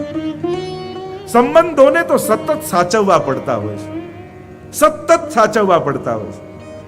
અને જ્યાં તમે છોડો છો ત્યાં તૂટી જાય છે. સતત ભય રહે છે, ખોટું તો નહીં લાગી જાય ને? અરે આને કહેવાનું રહી ગયું, ક્યાંક ખોટું તો નહીં લાગી જાય? હવે તમારા ઘરમાં લગ્ન હોય ને ક્યાંક કોઈ નજીકના સગાને ભૂલી જાઓ અને છેલ્લા દિવસે કંકોત્રી આપવા જાઓ તો એને કેવું લાગે? હવે છેલ્લા દિવસે યાદ આવ્યા, આટલા અમે નજીકના આટલા ઘરના સંબંધો. આ દુનિયાનો વ્યવહાર. છેલ્લી ઘડીએ કહેવા જાઓ તો ન આવે, ખોટું લાગે. આ લૌકિકનો વ્યવહાર. પણ અમારા પરમાત્માનો વ્યવહાર કેવો છે?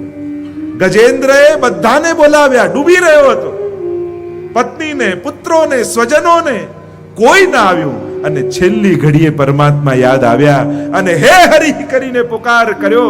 ત્યારે પરમાત્માએ વિચાર ન કર્યો કે છેલ્લે મને બોલાવ્યો, તે મને યાદ કર્યો એટલું કાફી છે.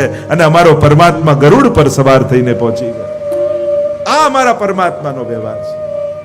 એવું મહાભારતના ઘટનાઓમાં કહેવાય છે કે જ્યારે ઉત્તરા પરણીને આવીને, અભિમન્યુની પત્ની, અને પરણીને આવીને ઘરમાં જ્યારે ગૃહ પ્રવેશ કરાવી રહ્યા હતા દ્રૌપદી, ત્યારે ઉત્તરાને કહ્યું કે તું ઘરમાં પહેલી વાર આવી રહી છું, ત્યારે તું કોને પહેલા પગે લાગીશ? ત્યારે ઉત્તરાએ કહ્યું કે ઘરમાં જે વડીલ હોય એને પહેલા પગે લગાય, આપણી મર્યાદા, આપણા સંસ્કારો છે. તો દ્રૌપદીએ પ્રશ્ન કર્યો કે બેટા બતાવો, આપણા ઘરમાં વડીલ કોણ, મોટું કોણ? ત્યારે કહ્યું કુંતાજી મોટા છે, આ યુધિષ્ઠિર મોટા છે, ભીમ મોટા છે, અર્જુન મોટા છે, બધાના નામ ગણાવ્યા. અને ત્યારે દ્રૌપદીનો કંઠ રૂધાયો ને કહ્યું બેટા, આ કહેવાતા બધા મોટાઓને મેં જોઈ લીધા છે.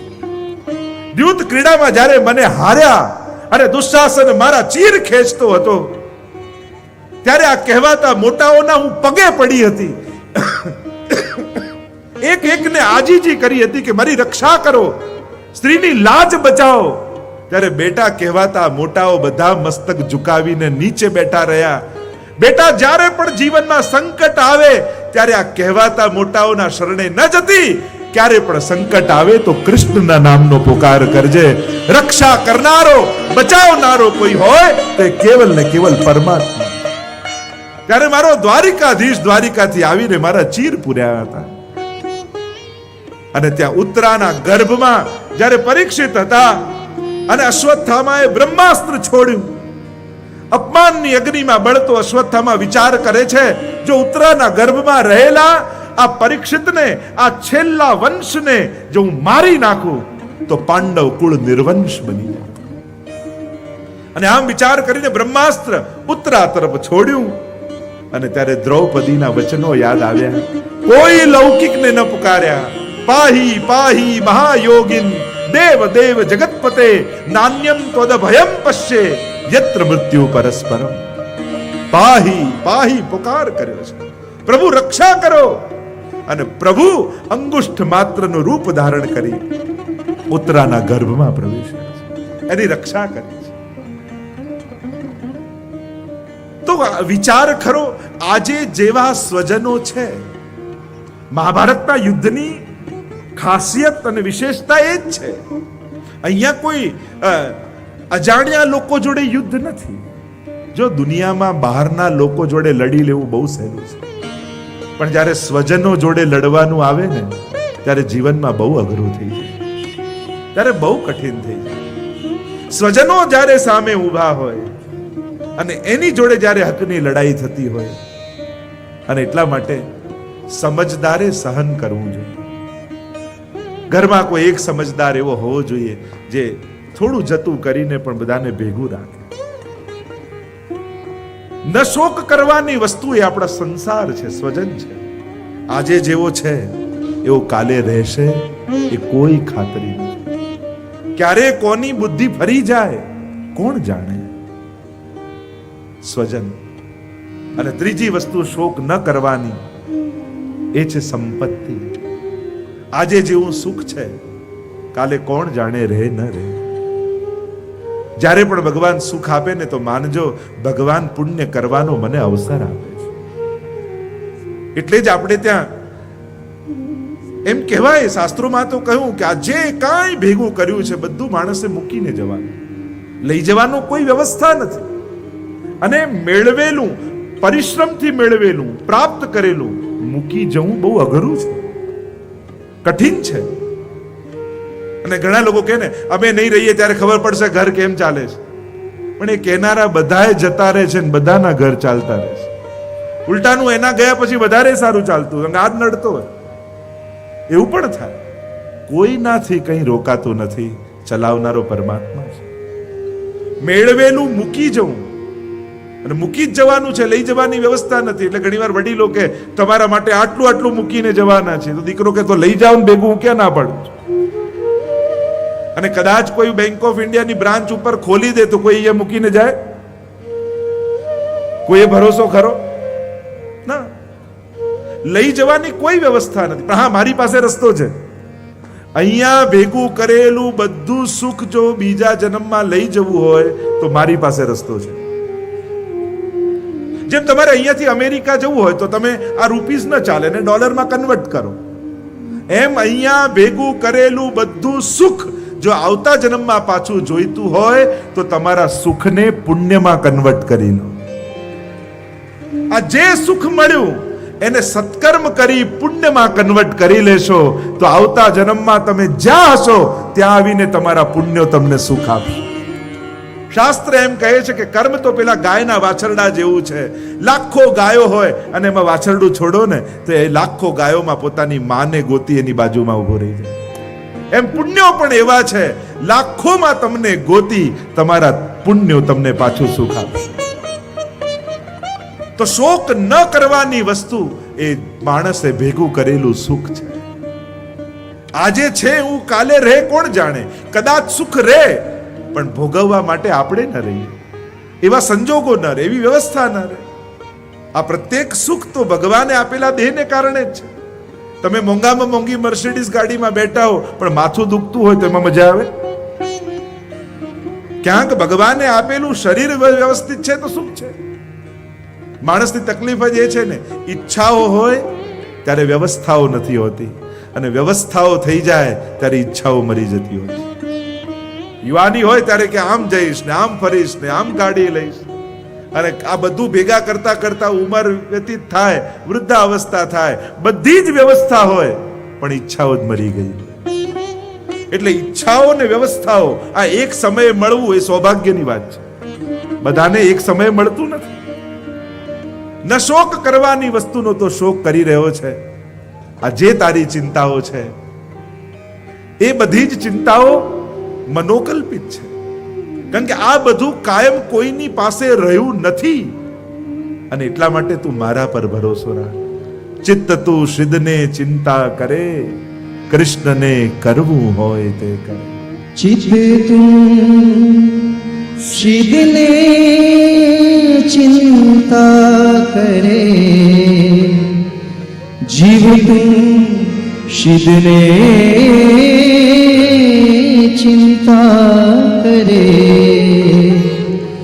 કૃષ્ણને કરવું હોય તે કરે, કૃષ્ણને કરવું હોય તે. તથૈવ તસ્ય લીલેતિ મત્વા ચિંતામૃતમ તજેત.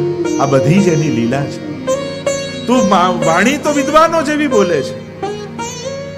એકવાર સાંભળતા તો એમ લાગે કે આ બધા મરી જશે, ધર્મ નહીં રહે, વર્ણશંકર પ્રજા પેદા થશે, શ્રાદ્ધ તર્પણ કોઈ નહીં કરે, પિતૃઓ દુખી થશે. તારી વાતો વિદ્વાનો જેવી લાગે છે પણ તારું વર્તન મૂર્ખ જેવું. કારણ કે જે વસ્તુનો શોક કરે છે એ શોક કરવાને લાયક જ નથી. કારણ કે આ તો નાશવંત છે. આ જે કોઈ દેખાઈ રહ્યા છે, મેં દ્રષ્ટિ માત્રથી બધા જ ના આયુષ્યનું હરણ કરી લીધું છે. તારે તો કેવલ ખોળિયા પાડવાના છે, અને તું નહીં પાડે તોય આ મરવાના છે. કારણ કે મેં એના ભાગ્યમાં મૃત્યુ લખી દીધું છે. અધર્મના પક્ષે છે એટલે એમને મારવા જરૂરી છે. કારણ કે હું તો ધર્મની સંસ્થાપના માટે આવું છું. અને એમ કહેતા પ્રભુ આગળ અર્જુનને વિવિધ પ્રકારથી સમજાવતા એક એક વચનોને કહેતા 14મા શ્લોકમાં અર્જુનને કહે, માત્ર સ્પર્શાસ્તુ કૌંતેય શીતોષ્ણ સુખ દુઃખદા આગમાપાયનો નિત્યં સાંસ્તિક્ષસ્વ ભારત. પુનઃ એક સાથે, માત્ર સ્પર્શાસ્તુ કૌંતેય शीतोष्ण सुख दुःखदा आगमापायिनो नित्या સ્થિતિક્ષસ્વ ભારત. હે અર્જુન, આ બધાને તું સહન કરનારો થા, ધીર બન. સુખ દુઃખ, આ ઇન્દ્રિયો વિવિધ પ્રકારના સુખ દુઃખ પ્રગટાવનારા છે, ઉત્પત્તિ અને વિનાશશીલ છે, અનિત્ય છે. તું આ બધાને સહન કર. મહાપ્રભુજી પણ આજ્ઞા કરે, ત્રિદુઃખ સહનમ ધૈર્યમ. લડી લેવું એ કમજોર માણસનું કામ, સહી લેવું એના માટે બહુ મોટું બળ જોઈએ. અર્જુન, જે કરવા જેવું છે તું નથી કરતો, અને ન કરવાના કાર્યમાં તું પ્રવૃત્ત થયો છે. આ બધું જ મનના ખેલ છે. મન તને તારી સાથે ખેલી રહ્યું છે, વિવિધ પ્રકારના વિચારો પ્રગટાવી સ્વધર્મથી તને ચ્યુત કરી રહ્યું છે. આ સુખ દુઃખને સહન કર, સ્વકર્તવ્યો માટે સભાન બન, શેમાં તારું કલ્યાણ છે એનો વિચાર કર, અને એ કાર્યમાં પ્રવૃત્ત થા.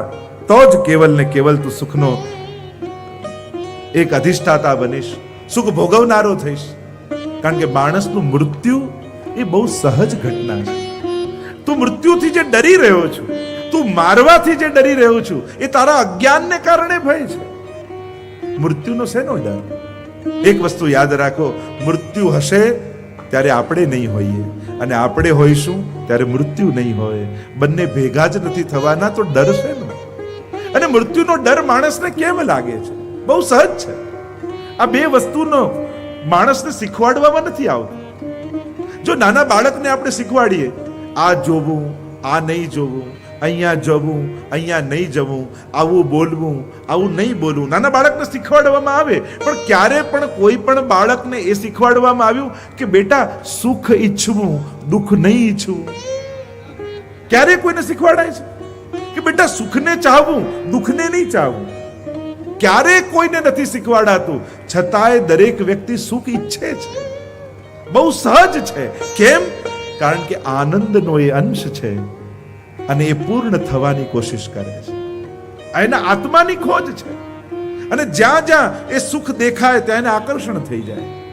સહજ છે. એમ જ મૃત્યુથી ડરવું એ કોઈને શીખવાડાતું નથી. છતાંય દરેકને મૃત્યુનો ડર લાગે છે. દરેકને ડર લાગે. કેમ?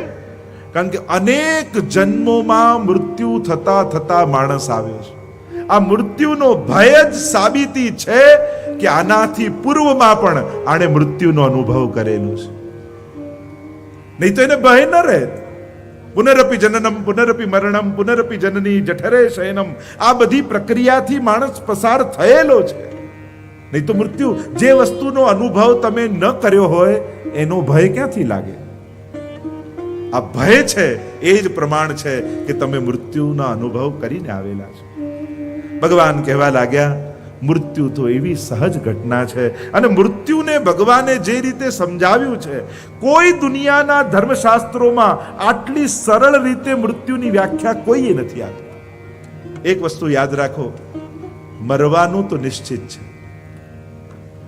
મૃત્યુથી કોઈ બચી શક્યું નથી.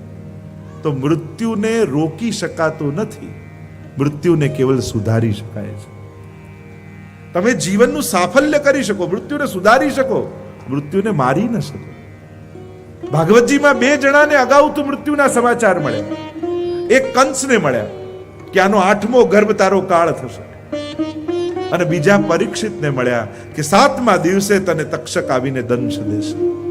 બે જણાને અગાઉથી મૃત્યુના સમાચાર મળ્યા. બંનેમાં ફરક એટલો, કંસે મૃત્યુને મારવાની કોશિશ કરી તો મૃત્યુ તો ન મર્યું, પણ કંસ મર્યો.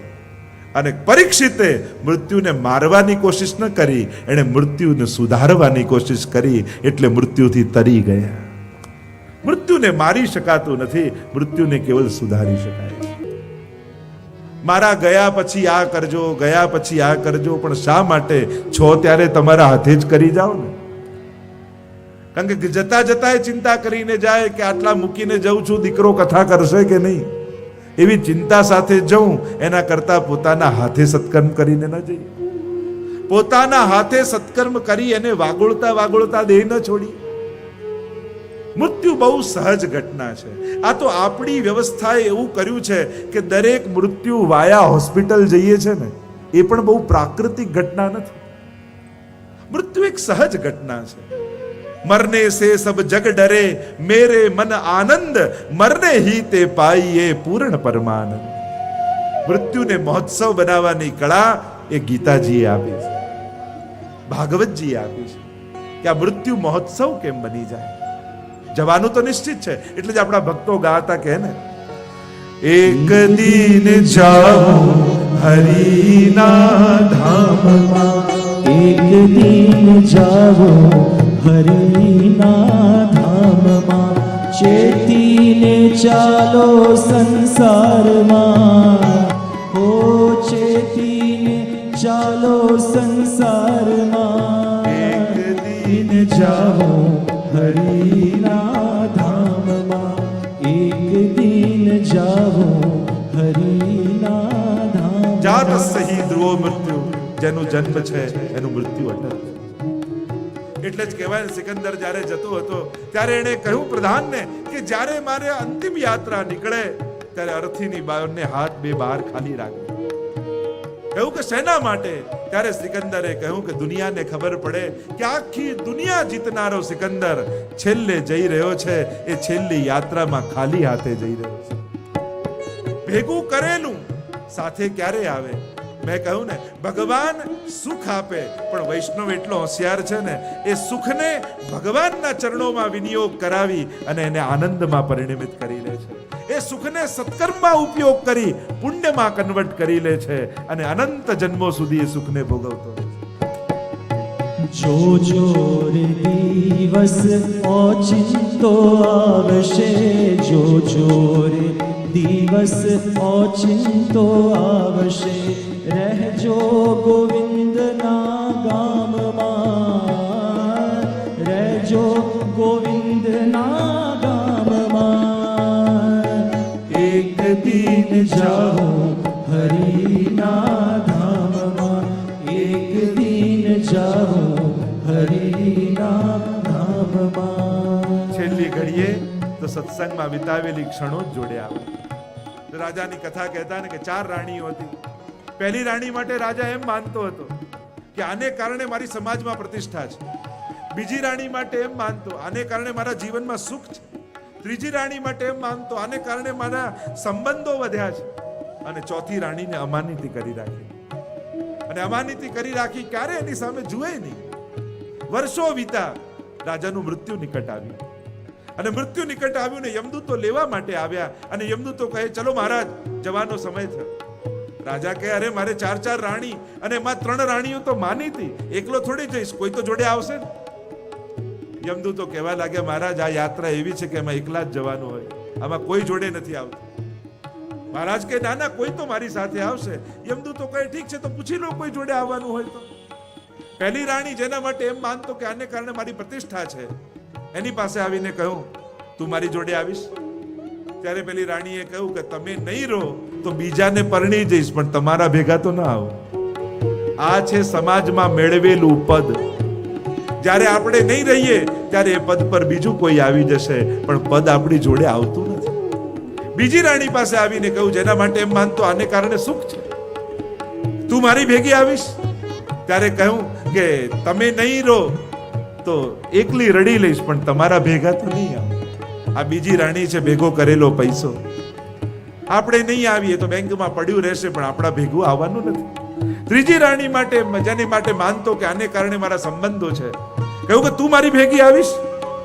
લોકો તમે નહીં રહો તો પોક મૂકી મૂકીને રડી લઈશ, પણ તમારા ભેગા તો નહીં આવું. આ છે સંસારમાં મળેલા સ્વજનો. માણસ જાય તો બધા પોક મૂકી મૂકીને રડી લે, પણ સાથે કોઈ જતું નથી. રાજાને થયું કે 3 રાણીમાંથી કોઈ ભેગું આવવા તૈયાર નથી. યમદૂતને કહ્યું, ચાલ હું એકલો આવું છું. ત્યારે પાછળથી ચોથી રાણી, જેને અમાનિતી કરી રાખેલી, એણે અવાજ લગાવ્યો કે મહારાજ, મને ભૂલી ગયા, હું આપની જોડે આવવા તૈયાર છું. અને આ ચોથી રાણી છે સત્સંગમાં વિતાવેલો સમય, જ્યારે કાંઈ સાથે નથી આવતું ત્યારે સાંભળેલી કથા આપણી જોડે આવે છે, ત્યારે ભેગા કરેલા સત્કર્મો આપણી જોડે આવે છે અને છેક પ્રભુના લોક સુધી આપણને લઈ જાય છે. મારા મારા જેને માની રહ્યા છો, મારા મારા જેને માની કોઈ નહીં આવે કામમાં, કોઈ નહીં આવે કામમાં. એક દિન જાઓ હરિના ધામમાં, એક દિન જાઓ હરિના ધામમાં. જાત સહી ધ્રુવો મૃત્યુ. પરમાત્માએ કહ્યું કે જેનું મૃત્યુ છે એનો જન્મ નિશ્ચિત છે, જેનો જન્મ છે એનું મૃત્યુ અટલ છે. એમ કહેતા પરમાત્મા સમજાવવા લાગ્યા, અર્જુન, આ તું જે મૃત્યુનો ખેદ કરે છે, સ્વજનો પાછળ રડી રહ્યો છે, એ બધા એક દિવસ જવાના જ છે. તારા હાથે નહીં તો બીજાના હાથે મૃત્યુ પામશે. પણ દરેક વ્યક્તિ મૃત્યુ લખાવીને લાવ્યો છે. બીજું કાંઈ ભાગ્યમાં લખ્યું હોય ન લખ્યું હોય, પણ મૃત્યુ તો દરેકના ભાગ્યમાં લખ્યું હોય છે. આગળ અર્જુનને સમજાવતા પરમાત્મા કહેવા લાગ્યા, અર્જુન, તું તો ક્ષત્રિય છું ને, અને ક્ષત્રિય યુદ્ધના મેદાનમાંથી ભાગે તો એનાથી મોટો અપજશ બીજો કોઈ નથી. એની અધોગતિ થાય છે. પણ ક્ષત્રિયનો બાળક યુદ્ધના મેદાનમાં લડતો લડતો મરે તો તારા હાથમાં તો બંને હાથમાં લાડવા છે. તું લડતો લડતો મરીશ તો ક્ષત્રિય યુદ્ધમાં મરે તો સ્વર્ગને પામે એમ શાસ્ત્ર કહે છે, અને કદાચ જીતી જાય તો રાજ્યનું સુખ ભોગવીશ. એમ કહેતા પરમાત્મા 37મા શ્લોકમાં અર્જુનને સમજાવે છે કે તારા તો બંને હાથમાં લાડવા, બંને પક્ષમાં તારો તો વિજય અને લાભ જ છે. અને એ સમજાવતા અર્જુનને કહ્યું, હતો વા પ્રાપ્સ્યસે સ્વર્ગમ, જીત્વા વા ભોક્ષ્યસે મહિમ, તસ્માદુત્તિષ્ઠ કૌન્તેય, યુદ્ધાય કૃતનિશ્ચય. એક સાથે, હતો વા પ્રાપ્સ્યસે સ્વર્ગમ, જીત્વા વા ભોક્ષ્યસે મહિમ, તસ્માદુત્તિષ્ઠ કૌન્તેય, યુદ્ધાય કૃતનિશ્ચય. એક વખતે હતો વા પ્રાપ્સ્યસી સ્વર્ગમ, જો તું મરી જઈશ ને તો સ્વર્ગને પામીશ. તારા શરીરમાં ક્ષત્રિયનું લોહી છે, અને ક્ષત્રિયના લોહીમાં યુદ્ધ બહુ સહજ છે, સ્વાભાવિક છે. તને જો હું શાંતિથી વનમાં બેસાડીશ તો ત્યાં સૌથી વધારે ઉદ્વેગમાં તું હોઈશ. યુદ્ધ લડતા લડતા તારા મનમાં જે શાંતિ મળશે ને, એ તને માળા ફેરવવામાં નહીં મળે. કારણ કે તારી પ્રકૃતિ જુદી છે, તારો સ્વભાવ જુદો છે. અને એટલા માટે જેવી પ્રકૃતિ હોય એવા કર્મોમાં જ માણસને શાંતિ આવે. રાજસ હોય, સાત્વિક હોય, તામસ હોય, આગળ ભગવાન પ્રકૃતિની ચર્ચા કરશે. જેની જેવી પ્રકૃતિ, કોઈ રાજસ પ્રધાન પ્રકૃતિ વાળો વ્યક્તિ હોય, એ રિટાયર્ડ થઈને એકલો બેસી જાય તો બીજા જ દિવસે બીમાર પડી જાય. એની પ્રકૃતિ રાજસ છે, એને કાર્યમાં જ શાંતિ મળે છે. અને તમે પણ જોજો, શરીર વ્યસ્ત હશે ને તો મન શાંત હશે, અને શરીરને શાંત કરી દેશો તો મન વધારે વ્યગ્ર બની જશે. તમે બધું કામ છોડીને સોફા પર એકલા બેઠા હશો ને ત્યારે મન વધારે ચંચળ થઈને દોડશે. ઘણા લોકો નથી કહેતા સેવામાં બેસીએ ને ત્યારે જ મન ભટકે છે, ત્યારે જ ખોટા વિચારો આવે છે. જો આ ઠાકોરજીનો સૌથી પહેલો પ્રભાવ, કારણ કે ઠાકોરજીની આગળ બેસો ને પછી ખોટા વિચારો મનમાં રહી ન શકે. એટલે વિચારો આવતા નથી, તમને છોડી છોડીને જાય છે. જેમ આંખમાં કાજળ લગાડ્યું હોય તો આંખને ન દેખાય, પણ આંગળીથી આમ લઈને દૂર કરો તો આંખને દેખાય. બાકી જે આંખમાં કાજળ હોય આંખને ન દેખાય, દૂર કરો તો દેખાય. એમ જ દુર્વિચારો મનમાં હતા, પણ ઠાકોરજી આગળ બેઠા ને તો મનમાં રહી ન શક્યા, અને તમને છોડી છોડીને દૂર ગયા એટલે તમને દેખાય. એટલે ક્યારે એમ નહીં વિચારવું કે વિચારો આવે છે, આમ વિચારું, જો આ વિચાર ગયો, આ વિચાર ગયો, આ વિચાર ગયો, આમ 4 વાર કરશો ને તો મન શાંત થઈ જશે. અરે ઠાકોરજી આગળ બેઠા તો તમને ભાન થયું કે મારું મન ભટકે છે. બાકી 24 કલાકમાં ક્યારે તમને એવું ભાન થાય મારું મન ભટકી રહ્યું છે? ક્યારે ન થાય. પણ ઠાકોરજી આગળ બેઠા તો તમને સજાગતા આવી, ભાન આવ્યું, મારું મન તો ભટકી રહ્યું છે, મારે તો પ્રભુમાં લગાડવાનું છે. આ ભાન થાય છે તો સહજ છે, મન જાય. કારણ કે જેની જેવી પ્રકૃતિ. હવે તમે જ સેવામાં જુઓ, ઘણાને માળા ફેરવા બેસાડો તો મન ન લાગે, એને કે તું આ વ્યવસ્થા કર, તો એને ખૂબ આનંદ આવે. ઘણાને સેવા કરવા બેસાડો તો એને સેવામાં જ આનંદ આવે. જેની જેવી પ્રકૃતિ એને એવા જ કર્મોમાં શાંતિ મળે છે. જેમ 4 પ્રકારની પ્રકૃતિની વાત કરી: તામસ, રાજસ, સાત્વિક અને નિર્ગુણ. પહેલા તામસ પ્રધાન વ્યક્તિ હોય એટલે પ્રમાદી હોય, અને માણસે પોતાની પ્રકૃતિમાંથી ઉન્નત થવાનું. અને કોઈ આવીને શિખામણ આપી કે કંઈક તો કામ કર, કંઈક તો ધંધો કર, પોતાનો નિર્વાહ તો ચલાવ, ઘર માટે કંઈક તો કર, એટલે તામસમાંથી આગળ ગયો, રાજસ થયો. અને પોતાના સંસારને સુરક્ષિત કરવા માટે પ્રવૃત્તિશીલ થયો, કામ કરતો થયો, ધન કમાતો થયો, અને મારો પરિવાર અને હું સુખી થાઉં એના માટે પ્રવૃત્તિ કરનારો થયો, એટલે માણસ રાજસ પ્રધાન થયો. પછી જ્યારે પોતાનું બધું સેટ થયું એટલે માણસને વિચાર આવ્યો કે પોતાના માટે તો બહુ કર્યું, હવે સમાજ માટે કંઈક, આત્મકલ્યાણ માટે કંઈક કરીએ. એટલે સ્વને કેન્દ્રમાં રાખીને કાર્ય કરવાનું છોડ્યું અને હવે ઈશ્વરને કેન્દ્રમાં રાખ્યા. બીજાનું હિત, બીજાના સુખ માટે કામ કરતો થયો, એટલે રાજસમાંથી સાત્વિકતા તરફ આવ્યો. કંઈક પુણ્ય કાર્ય કરો, મારો ઉદ્ધાર થાય, એને કહેવાય સાત્વિક પ્રધાન. અને હજી જ્યારે સંતોએ ઉપદેશ કર્યો કે પોતાના માટે પુણ્ય તો ભેગું કર્યું ઠીક છે, પણ જેમ પાપ લોઢાની બેડી છે એમ પુણ્ય પણ સોનાની બેડી છે. હવે કંઈક આત્મકલ્યાણ માટે કર, પ્રભુના સુખ માટે કર. અને ત્યારે ભક્તે પછી પુણ્યની પણ ઈચ્છા છોડી દીધી. મારો ઠાકોરજી રાજી થાય એટલા માટે મારે કરવું છે. એટલે સાત્વિકતામાંથી નિર્ગુણતામાં થયો. આમ માણસ પોતાની પ્રકૃતિની ઉન્નતાને સિદ્ધ કરે છે. તો જેની જેવી પ્રકૃતિ. વચ્ચે એક વ્યક્તિ મારી પાસે આવ્યા કે હવે મારે રિટાયર્ડ થઈ જવું છે. મેં કીધું રિટાયર્ડ થવામાં ઉતાવળ ન કરો, 1 વર્ષ મને આપો.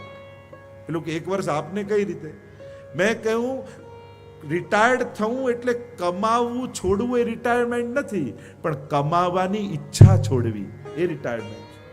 મેં કહ્યું 1 વર્ષ હજી જોબ કરો, પણ નક્કી કરો કે આ વર્ષે જે કાંઈ કમાશો એ તમારા માટે નહીં વાપરો, પણ સમાજના કલ્યાણ માટે વાપરજો. જેથી તમારું મન રિટાયરમેન્ટ માટે તૈયાર થાય, પછી બીજા વર્ષે છોડજો. કમાવવું છોડવું એ રિટાયરમેન્ટ નથી, કમાવવાની, મેળવવાની ઈચ્છા છોડવી એ રિટાયરમેન્ટ છે. કારણ કે જ્યાં સુધી એ ઈચ્છા મનમાં છે તો રિટાયર્ડ થઈને બીજો ધંધો ચાલુ કરશો, પણ નિવૃત્ત નહીં થઈ શકો. નિવૃત્ત થવું એટલે મેળવવાની આકાંક્ષા છોડવી. આગળ ભગવાન એ કર્મને સમજાવશે કર્મયોગમાં કે કઈ રીતે કર્મ પ્રધાન માણસ છે અને કઈ રીતે કર્મથી જ મુક્ત થઈ શકે છે માણસ. અહીંયા પ્રભુ સમજાવે છે તું તારી પ્રકૃતિ લડવાની છે, ક્ષત્રિય છે. આપણે ત્યાં બ્રાહ્મણ, ક્ષત્રિય, વૈશ્ય, ચાતુર્વર્ણ મયા સૃષ્ટમ ગુણ કર્મ વિભાગ સ.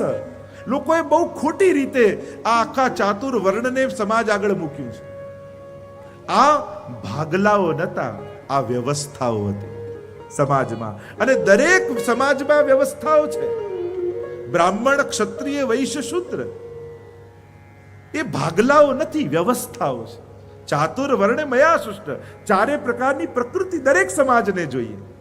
દરેક સમાજમાં બ્રાહ્મણ એટલે શિક્ષક જોઈએ, દરેક બ્રાહ્મણમાં, દરેક સમાજમાં વૈશ્ય એટલે બિઝનેસમેન જોઈએ, દરેક સમાજમાં ક્ષત્રિય એટલે સૈનિક જોઈએ જેથી વ્યવસ્થા થાય, સિપાહીઓ જોઈએ, મિલિટરી જોઈએ જેથી સુરક્ષા રહે, અને દરેક સમાજમાં શુદ્ર એટલે સર્વિસ કરનારો વર્ગ જોઈએ. જુદી જુદી સર્વિસમાં લોકો લાગેલા હોય. આ 4 વિભાગની વ્યવસ્થાથી આખો સમાજ ચાલે છે. પણ આપણે જ્યારે પછી એને ભાગલા રૂપે અને જુદા જુદા પ્રકારથી જોવા લાગ્યા, એટલે સમાજમાં એ વસ્તુઓ એક નેગેટિવ રૂપ ધારણ કરી. ખરેખર આ એક વ્યવસ્થા છે ને જે દરેક સમાજમાં, દરેક દેશમાં જરૂરી છે. એણે મનુસ્મૃતિ વાંચી હોય કે ન વાંચી હોય, પણ આ વ્યવસ્થા દરેક દેશને જરૂરી છે અને દરેક દેશમાં વ્યવસ્થાઓ છે. તો જેની જેવી પ્રકૃતિ એ કાર્ય કરે છે અને જેવી પ્રવૃત્તિ એ પ્રમાણેનો વર્ણ. કોઈ ભણાવવાનું કાર્ય કરે છે તે બ્રાહ્મણ છે, એ વર્ણનો છે. તો એ પ્રકારની વ્યવસ્થા સમાજમાં. તો જેની જેવી પ્રકૃતિ. ક્ષત્રિય છું તું, તારા શરીરમાં ક્ષત્રિયનું લોહી છે એટલે લડવામાં જ તને શાંતિ મળશે. બુદ્ધિના સ્તર વાળો ઉપયોગવાદી છે કે શેનાથી ઉપયોગ કરીને જીવનનું કલ્યાણ કરી લો, લાભ લઈ લો. અને આત્માના સ્તર વાળો વિનિયોગવાદી છે. સાધારણ વ્યક્તિ કોઈ ઉત્તમ વસ્તુને જુએ ને તો એને ભોગવવાની ઈચ્છા થાય, પણ વૈષ્ણવ કોઈ ઉત્તમ વસ્તુને જુએ તો એને ભોગવવાની ઈચ્છા ન થાય, એને ભોગ ધરવાની ઈચ્છા થાય. એટલે જ તો મહાપ્રભુજી આજ્ઞા કરે છે, સર્વ સમર્પિતમ ભક્ત્યા કર્તાર્થોસી સુખી ભવ. સમર્પણ દ્વારા જ સુખની પ્રાપ્તિ એ પુષ્ટિ માર્ગનો મૂળ સિદ્ધાંત છે. અહીંયા મેળવીને સુખ નથી, અહીંયા આપીને સુખ છે. આત્મવાદી. આમ 3 પ્રકારની ચર્ચાઓ કરી છે અને સ્થિત પ્રજ્ઞના લક્ષણો બતાવવામાં આવ્યા છે. વિનિયોગ બુદ્ધિ જેનામાં છે એ આ સ્થિત પ્રજ્ઞ છે. આગળ કઈ રીતે વિષયોમાં વર્તન કરે છે એની ચર્ચા કરી છે. શીઘ્રતાથી થોડું દર્શન કરીએ. 62 અને 63 શ્લોકમાં પરમાત્મા જીવનું પતન કઈ રીતે થાય એ બતાવે છે. ધ્યાયતો વિષયાન પુંસ સંગસ્તેષુ ઉપજાયતે સંગાત સંજાયતે કામઃ કામાત ક્રોધો વિજાયતે ક્રોધાત ભવતિ सम्मोह सम्मोहात् સ્મૃતિ વિભ્રમઃ સ્મૃતિ ભ્રંશાત બુદ્ધિનાશો બુદ્ધિનાશાત પ્રણશ્યતિ. આખો એક ચાર્ટ પરમાત્મા આપે છે કે માણસનું પતન કઈ રીતે થાય છે. ધ્યાયતો વિષયાન પુંસ. એક ખોટા વિષયનું ચિંતન માણસને છેક પતન સુધી લઈ જાય. ધ્યાયતો વિષયાન પુંસ સંગસ્તેષુ ઉપજાયતે અને સંગાત સંજાયતે કામ. એક કારને જતા જોઈ રસ્તામાં અને તમે જોઈને એમ થયું કે આ કાર મારી પાસે હોય તો, અને હવે ચિંતન દવા લાગ્યું આ કાર મારી પાસે ક્યારે આવે. ધ્યાયતો વિષયાન પુંસ સંગસ્તેષુ ઉપજાયતે સંગાત સંજાયતે કામ. હવે તો કાંઈ પણ કરીને આ કાર લેવી જ છે. કામાત ક્રોધો વિજાયતે. અને બહુ કોશિશ કરી છતાંય મેળવી નથી શકતા એટલે ક્રોધ ઉત્પન્ન થવા લાગે. કામનાઓમાંથી ક્રોધ પેદા થાય છે, અપેક્ષાઓમાંથી ક્રોધ પેદા થાય છે. ઘણીવાર માણસો એમ પૂછે કે આ બધું ભગવાનને ગમતું જ નથી તો આ મસાલો અમારી અંદર નાખ્યો કેમ? કામ, ક્રોધ, લોભ, ઈર્ષા, દ્વેષ, ભય. જો ભગવાનને ગમતું જ નથી તો અંદર નાખ્યું કેમ? એક વસ્તુ સમજો, આ બધું જ ક્યાંક ઉપયોગી છે. ફરક એટલો છે, આ બધાનો તમે ઉપયોગ કરો તો બધું સારું થશે, અને આ બધા તમારો ઉપયોગ કરશે તો બધું વિસર્જન થઈ જશે.